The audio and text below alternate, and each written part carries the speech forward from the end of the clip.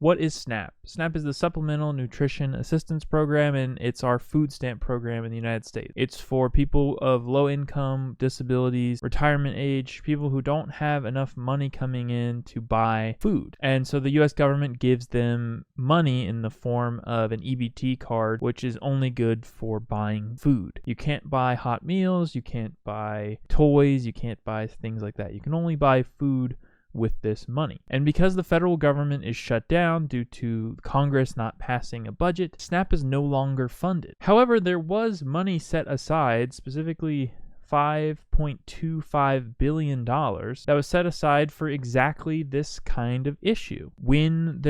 This money was set aside for an emergency and is meant to fund SNAP in that case. However, Tyler Becker, who works for Donald Trump, is arguing that the government doesn't need to spend this $5.25 billion. Instead, just keep SNAP closed. Don't give out any money for the month of November. And the way that he phrased it is, if there's no appropriation, there's not really a program. The government cannot just add funding when no program exists. So Donald Trump and his government are saying, we don't want to give you this money. We want food stamps to be shut down, and we want you all to have no money to spend on food. The Trump administration could have just doled this money out and had partial SNAP payments, but instead they decided to argue it in court and made the judges have to rule against Donald Trump and his government. And now we're in this awkward phase where, because they didn't have time to plan this ahead, now they have to, every state has to figure out how they're going to distribute this money. And then, just for an example, in Indiana, the way they're going to do it is, oh my goodness, why is there noise? The current plan in Indiana is to delay the payouts by 1 week, which means they will be around half of the benefits are going to get paid out of whatever you're expected to get. If you're someone who's wondering about how much you're going to get, it's going to be about half. But it's going to vary from state to state, and it's going to depend on how the payments go out normally. In Indiana, for example, where I live, there's going to be a delay of at least 1 week. So typically they're expected on the 5th of November, so move that to the 13th. That's not how that math works. To the 12th. And that's when they're expecting those payments to go out, but it's going to be a lot smaller than last time. And I'm happy that this money is going out. But I'm very frustrated that the Donald Trump administration is spending all this time arguing in court to take away the benefits when the money has already been allocated, and the courts had to rule against them to say, hey, you have to give this money out. You can't make these people starve. And it's disgusting to me. I'm really upset about it. And if you're someone who has the time or the means, I encourage you to volunteer at soup kitchens, donate to food banks, and help out, because if this keeps going on, especially during the holiday season, it's going to be really difficult for people to make ends meet. Different states are all going to have different outcomes from this. So if you're someone who is receiving SNAP benefits, check with your local government. So type in, South Dakota food stamps to find out what the current news is for that. But it's going to be, whatever your state is. Here's a map just showing some of the different reactions that state governments have had. So a lot of states in red here have no actions for the SNAP benefits. So they're not passing any legislation to provide extra food to people. The yellow states, which seems to be the largest group here, is increasing food bank funds, so money that goes out to nonprofit organizations that provide food for the community. Louisiana is doing direct financial aid, and then the states in blue are doing both. So they're doing financial aid and increasing food bank funds. So most states are trying to do something to decrease the burden of this.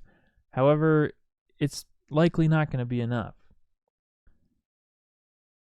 I wish everyone the best of luck with this. I am really disappointed in the Trump administration. They can end the government shutdown at any time they want. They're blaming Democrats for this. You can look up how it works, but essentially the Senate needs a majority of 60 out of 100 senators to pass a bill like this. And you would think it would just be a majority, right? You only need 51 senators to pass a bill. That's not how they have the rules set up. So the Senate sets their own rules, and they have what is called a filibuster. And basically what that means is they need to have 60 votes to pass anything through the Senate. And that rule can go away at any time. Republicans decided they're better off just trying to push blame onto Democrats and keep the filibuster, because the filibuster benefits both sides, right?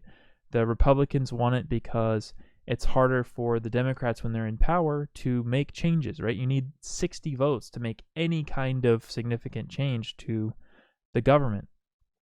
And then it also benefits the liberals, right?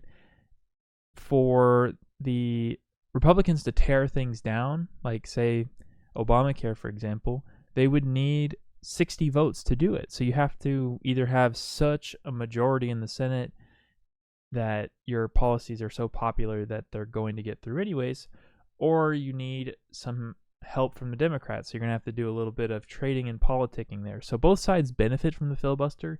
Neither side really wants to get rid of it, but now Donald Trump is advocating to end the filibuster. Trump says he'll call them at 3 o'clock in the morning. He'll blow them up in their districts. He will call them un-American. He's going to make their lives a living hell, right? These are quotes from people who are around Trump.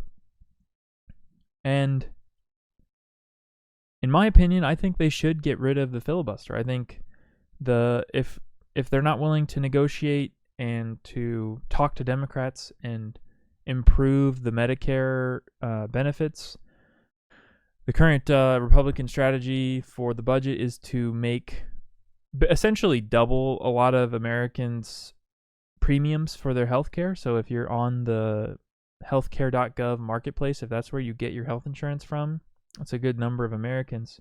That cost is going to increase significantly under the Republicans' plan. And so the Democrats closed the government down to prevent this from happening. They say, we're not going to pass a budget if you don't fund the marketplace. So we'll have to see how this all shakes out.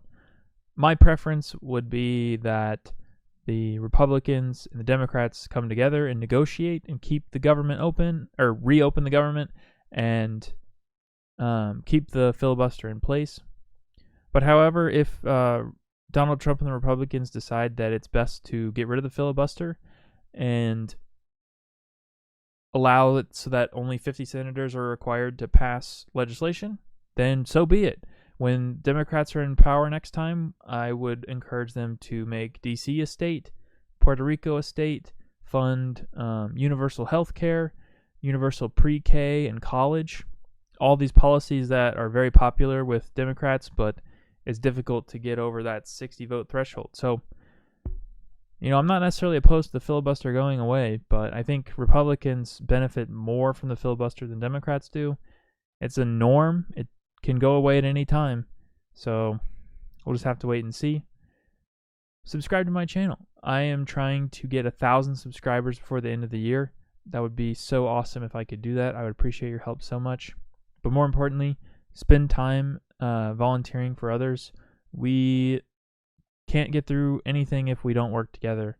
And so if you have the time, volunteer at a soup kitchen. If you have the money, donate to a food bank or donate canned goods.